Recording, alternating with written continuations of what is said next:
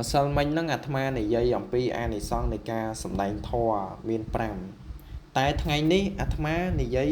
អំពីអានិសង្សនៃការស្ដាប់ធម៌វិញចឹងអានិសង្សនៃការស្ដាប់ធម៌អ្នកស្ដាប់ធម៌រមែងបានអានិសង្សដូចគ្នាដោយការសម្ដែងធម៌ដែរទី1ហ្នឹងអសតាំងសនាតិរមែងបានស្ដាប់នៅធម៌ដែលមិនធ្លាប់បានស្ដាប់បានឮពីមុនមកទី2សតាំងបរិយោតពេតិរមែងញៀងធម៌ដែលបានស្ដាប់ហើយនឹងឲ្យភ្លឺស្វាងផុសផង់ឡើងទី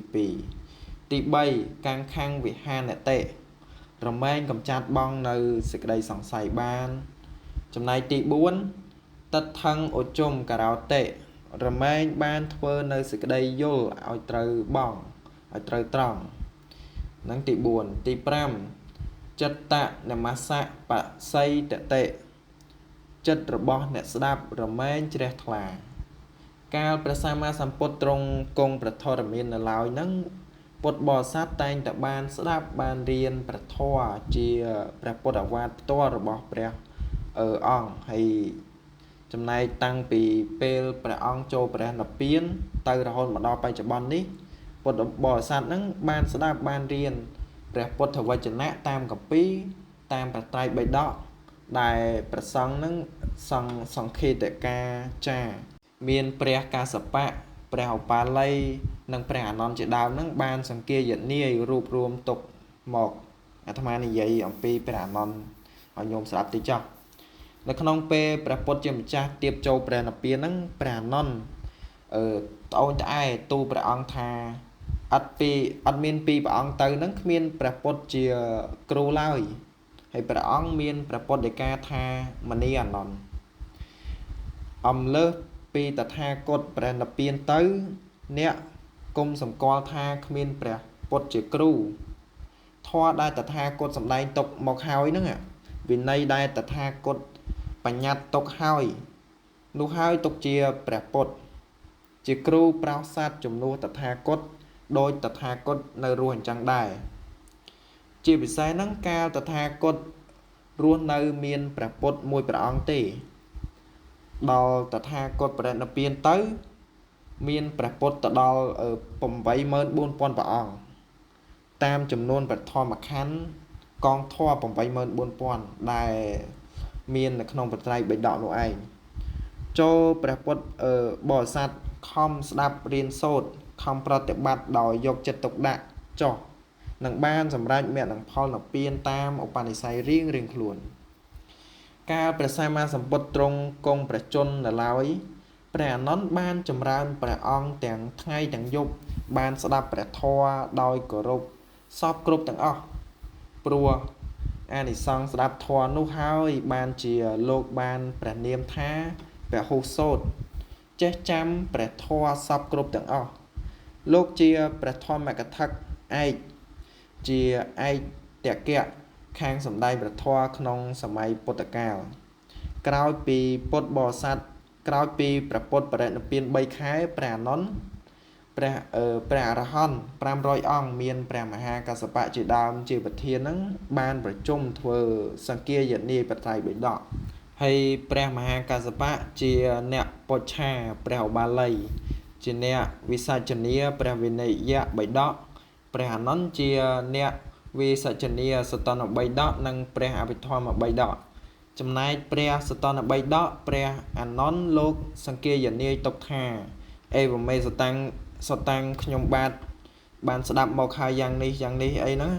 ដូចជាធម៌យើងសូត្រអេវមេសតាំងសូត្រនេះឈ្មោះមង្គលសូត្រគឺខ្ញុំឈ្មោះអានន្ទបានស្ដាប់មកហើយយ៉ាងនេះថាហ្នឹងហើយព្រះអានន្ទលោកសង្គាយនាយទុកយ៉ាងគ្រប់ប្រសូតទាំងអស់អ្នកស្ដាប់ធម៌រៀនធម៌យល់ធម៌របស់ព្រះពុទ្ធច្បាស់លាស់ឈ្មោះថាបានឃើញបានស្ដាប់ព្រះពុទ្ធច្បាស់ណាស់ច្បាស់លាស់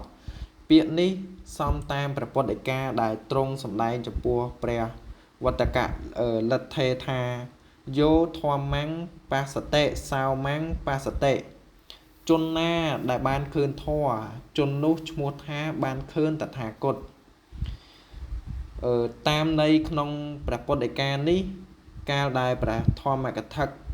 ស្រង់យកព្រះ ពុទ្ធវចនៈពីព្រះវិន័យ3 ដកក្តីព្រះសតន3 ដកក្តីព្រះអភិធម្ម3 ដកក្តីមកសម្ដែងហើយពុទ្ធបរិស័ទបានគិតពិចារណាយល់ធម៌នោះព្រមទាំងបានប្រតិបត្តិតាម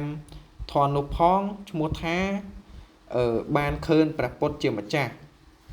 លោកដោយបញ្ញាចក្ខុពិតប្រាកដបានសេចក្តីថាកាលព្រះពុទ្ធអង្គទ្រង់ព្រះធរមាននៅទ្រង់សម្ដែងធម៌នោះអញ្ចឹងបរិស័ទគេបានឃើញព្រះភ័ក្ត្រព្រះអង្គដោយមង្សចក្ខុផងបញ្ញាចក្ខុផងឯពុទ្ធបរិស័ទសពថ្ងៃបានឃើញព្រះអង្គតែដោយបញ្ញាចក្ខុមួយយ៉ាងមិនបានឃើញដោយមង្សចក្ខុទេមិនបានឃើញផ្ទាល់ទេយើងបានត្រឹមតែឃើញបញ្ញាព្រះអង្គមានបឋមខណ្ឌ 84000 ឧទាហរណ៍ដូចជនដែលបានស្ដាប់បានរៀនពុទ្ធប្រវត្តិឬបានចម្រើនពុទ្ធានុសតិកម្មដ្ឋានជាដើមហ្នឹងដែលបានចាំចេះរឿងប្រវត្តិរបស់ព្រះពុទ្ធនិងយល់ពុទ្ធគុណច្បាស់លាស់នោះឈ្មោះថាបានឃើញព្រះពុទ្ធដោយបញ្ញាចក្ខុញាតិញោមជាការបានផល្លានិសង្ឃច្រើនណាស់ត្រារាប់ពំបានទេគឺអានិសង្ឃនេះច្រើនពេកគឺបានផលទាំងជាតិនេះផងហើយជាតិមុខហ្នឹងក៏បានដែរញោមបានទាំងជាតិនេះទាំងជាតិមុខទៀតដល់អវសានជាតិទៅនឹងបានសម្រេចព្រះនិព្វានសេចក្តីអធិប្បាយដូចតទៅនេះដែលថាអ្នកស្ដាប់ធម៌បានផលច្រើនក្នុងជាតិនេះនិងជាតិខាងមុខគឺអ្នកស្ដាប់ធម៌នោះកាលណាបានស្ដាប់ធម៌ណាហើយតែងតែបានចេះចាំធម៌នោះកាលបានចេះចាំច្រើនជាពហុសូត្រហើយអាចសម្ដែងប្រាប់អ្នកដទៃឲ្យយល់បានអាចសម្ដែងប្រាប់អ្នកដទៃបានកាលសម្ដែងហើយតែងតែទទួលបាននូវសេចក្តីសរសើរអំពីសំណាក់អ្នកស្ដាប់នឹងបានលៀបសក្ការៈច្រើនទោះបីជាសម្ដែងប្រាប់គេគ្រាន់តែបានកាន់តាមធម៌ដែលបានស្ដាប់នោះមានកាន់សិល5កម្មបទ10ជាដើមនោះក៏រមែងបានសុខរួចចាកទុក្ខទោសតនកម្មផ្សេងមានទោសគុណច្រវាក់និងពាក្យតមហានិនាជាដើមនោះក្នុងជាតិនេះដែលថាអ្នកស្ដាប់ធម៌បានផលច្រើនក្នុងជាតិខាងមុខគឺអ្នកដែលបានស្ដាប់ធម៌នោះបានកាន់តាមធម៌ដែលបានស្ដាប់នោះមានធ្វើការរក្សាសិលជាដើមនោះតែងតែបានទៅកើតជាមនុស្សមានទ្រព្យសម្បត្តិច្រើនមានអាយុយឺនយូរក្នុងមនុស្សលោកនិងបានទៅកើតជាទេវតាមានអាយុវណ្ណៈសុខៈពលៈទៅពីមានជាទឹកក្នុងឋានសួគ៌ទេវលោកក្នុងជាតិខាងមុខដែលថាអ្នកស្ដាប់ធម៌បានផលដល់អវសានជាតិនិងបានសម្រេចព្រះនិព្វានគឺការស្ដាប់ធម៌រៀនធម៌ជាពុទ្ធវចនៈតែង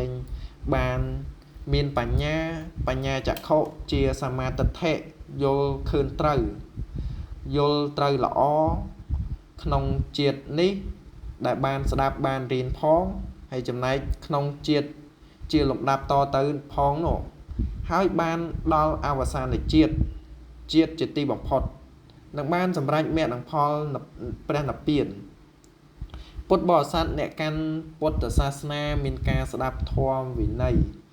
ជាការចាំបាច់តាមឋានៈរៀងខ្លួនគឺចំណែកខាងឧបាសកអ្នករក្សាឧបោសថសិលត្រូវស្ដាប់ធម៌ក្នុងថ្ងៃដែលសមាទានជាថ្ងៃធម្មសវនកាលមួយខែ4 ដងគឺថ្ងៃ8កើត8រោច15កើត15រោចឬ14រោចតាមតែខែពេញបរមីបើយើងនិយាយឲ្យខ្លីគឺថ្ងៃសិលអ្នកដែលកាន់សិល8គឺឧបោសថសិលតាមខែពេញនិងខែខ្លះហើយរាល់ថ្ងៃនោះត្រូវចម្រើន សតកម្មមកឋានផងខានពំបានបើខានថ្ងៃណាឧបោសថសិលថ្ងៃនោះឈ្មោះថាពុំពេញបរិបូរណ៍ទេចំណែកខាងភិក្ខុវិញត្រូវស្ដាប់ធម៌ក្នុងថ្ងៃធម្មសវនកាលមួយខែ2 ដងផងត្រូវស្ដាប់ធម៌វិន័យគឺស្ដាប់បដិមោក្ខមួយខែ2 ដងគឺថ្ងៃ15កើត15រោចឬ14រោចផងខានពំបានទេញោមសម្រាប់ភិក្ខុសង្ឃគុំថាដល់ភិក្ខុជាពុទ្ធជនមានសិលមានកិលេសសំបីតែព្រះអរិយបុគ្គលអស់កិលេសហើយហ្នឹងក៏ខានធ្វើឧបោសថកម្មខានស្ដាប់បដិមោក្ខខានពំបានដែរឧទាហរណ៍ដូចជារឿងព្រះមហាកបិណ្ឌថេរដែលសម្ដែងខាងមុខនេះអាត្មានិយាយព្រះមហាកបិណ្ឌថេរស្ដាប់មួយទៀតញោមការព្រះសម្មាសម្ពុទ្ធទ្រង់ព្រះធរមាននៅឡើយហ្នឹងសម័យមួយព្រះមហាកបិណ្ឌថេរជាព្រះអរហន្តបានចូលនិរោធសមាបត្តិមានចិត្តស្ងប់រងាប់បរិសុទ្ធអស់7ថ្ងៃ7យប់ពេលចេញពីនិរោធសមាបត្តិត្រូវលើកថ្ងៃឧបោសថព្រះសង្ឃធ្វើឧបោសថកម្មសម្ដែងបដិមោក្ខលោករំពឹងគិតថាថ្ងៃនេះជាថ្ងៃឧបោសថជាថ្ងៃសិលអាត្មាអញចាំបាច់ទៅស្ដាប់បដិមោក្ខធ្វើអ្វីបើគ្មានសៅម៉ងអ្វីហ្នឹងឯងចាំបាច់ទៅស្ដាប់ដែរអាត្មាអញអស់កិលេសអស់ហើយហ្នឹងគ្រាន់តែព្រះមហាកបិណ្ឌគិតប៉ុណ្ណោះជ្រាបដល់ព្រះពុទ្ធជាម្ចាស់ទ្រង់បញ្ចេញរស្មីមកភ្លាមដោយព្រះអង្គទ្រង់យាងមកផ្ទាល់យ៉ាងចំពោះមុខព្រះមហាកបិណ្ឌនោះមានព្រះពុទ្ធដីកាថាមនីកបិណ្ឌបើអ្នកជាភិក្ខុមិនទៅធ្វើឧបោសថមិនទៅស្ដាប់បដិមោក្ខជាវិន័យរបស់ខ្លួនតើឲ្យអ្នកណាក្រៅពីភិក្ខុទៅធ្វើស្ដាប់ជំនួសវិញបើមិនទៅស្ដាប់ខ្លួនឯងនោះមិនគួរខានទៅទេទោះបីខ្លួនហ្នឹងបរិសុទ្ធអត់សូវមកអត់មានកិលេសក៏ត្រូវតែទៅធ្វើឧបោសថកម្មដែរស្ដាប់បដិមោក្ខខានពុំបានតាមវិន័យក្នុងព្រះពុទ្ធដីកានេះឃើញថាពុទ្ធបរិស័ទជាឧបាសកត្រូវតែស្ដាប់ធម៌ក្នុងថ្ងៃធម្មសវនកាលជាភិក្ខុត្រូវតែស្ដាប់ធម៌ក្នុងថ្ងៃធម្មសវនកាលផងហើយស្ដាប់វិន័យក្នុងថ្ងៃឧបោសថកម្មផងបើឧបាសកនិងភិក្ខុរបស់ខ្លួនមានផលច្រើនហើយបានឈ្មោះថាអ្នកធ្វើព្រះពុទ្ធសាសនាឲ្យរុងរឿងថិតថេររីកចម្រើនតទៅនឹងហើយចឹងបាននិយាយថាភិក្ខុមិនអាចខានស្ដាប់បដិមោក្ខឬក៏ក្នុងថ្ងៃអសតកម្មបានទេហើយចំណែកអ្នកកាន់សិល8ក៏មិនអាចខានបានដែរញាតិញោមចឹងយើងសរុបមកវិញថាអានិសង្ឃនៃការស្ដាប់ធម៌នេះគឺបានអានិសង្ឃច្រើនមិនថានៅក្នុងជាតិនេះឬក៏ជាតិខាងមុខទេញោមបានអានិសង្ឃជាតិនេះក៏បានអានិសង្ឃហើយជាតិមុខនោះជាតិខាងមុខក៏រឹតតែបានអានិសង្ឃរឹតតែច្រើនជាងនឹងទៅទៀតចឹងការកសាងសន្សំបុណ្យទុកគឺសំខាន់ក្នុងជាតិនេះនិងជាតិខាងមុខសំខាន់យើងស្ដាប់ហើយយើងយល់យើងប្រតិបត្តិចឹងអានិសង្ឃនៃការស្ដាប់ធម៌មានតែប៉ុណ្ណេះមុននឹងបញ្ចប់សូមចម្រើនពរនិងថ្លែងអំណរគុណនិងជូនពរទៅដល់ញាតិញោមពុទ្ធបរិស័ទទាំងអស់ឲ្យជួបតែពុទ្ធពរទាំងឡាយ5ប្រការគឺអាយុវណ្ណៈសុខៈពលៈកំបីឃ្លៀឡើយណាញោមណា